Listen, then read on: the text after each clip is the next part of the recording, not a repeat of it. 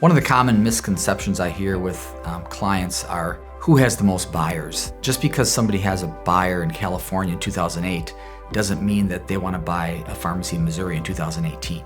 Each project I do is a new project. We have great outreach, as good as anybody, to buyers in the country, and we keep a list of buyers who are interested in certain areas, but also do outreach with every single client. So we spend a lot of money in advertising. As far as using a local broker versus where I'm located in Minnesota, brokering a pharmacy is a national project. You may find somebody in your neighborhood that wants to buy your pharmacy, unlikely unless it's an employee, and we bring employees through the process. But I think of an example of a store I sold in Texas. I found a pharmacist in Maine that wanted to buy a store in Texas and move there. And by my national outreach and advertising, I found him a good store, and he ended up moving there and buying the pharmacy and ended up being the highest bidder for the store. So it was a win-win for the buyer and the seller. I have a track record of 140 plus pharmacy sales in 42 states. I let you run your business as usual, and we implement best practices on a nationwide basis to get you the optimal buyer for your store. Another misconception I often hear is, chains will pay more than an independent.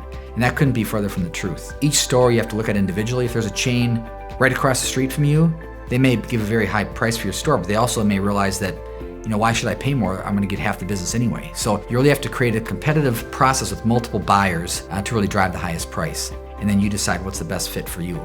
I also hear independent pharmacies, there's a concern maybe from a buyer that independent pharmacy can't afford to buy my pharmacy. Well, with the pharmacy lending situation the way it is nationwide, banks will loan now, since January, 90% of the purchase price with only a 10% down payment. So that's really opened up the lending field for pharmacies to not only buy more pharmacies, also more expensive pharmacies, and be very competitive with chains. Probably at least half the stores I sell are independents to independents. So when you consider all the misconceptions about buyers in the pharmacy industry, I really encourage you to keep an open mind.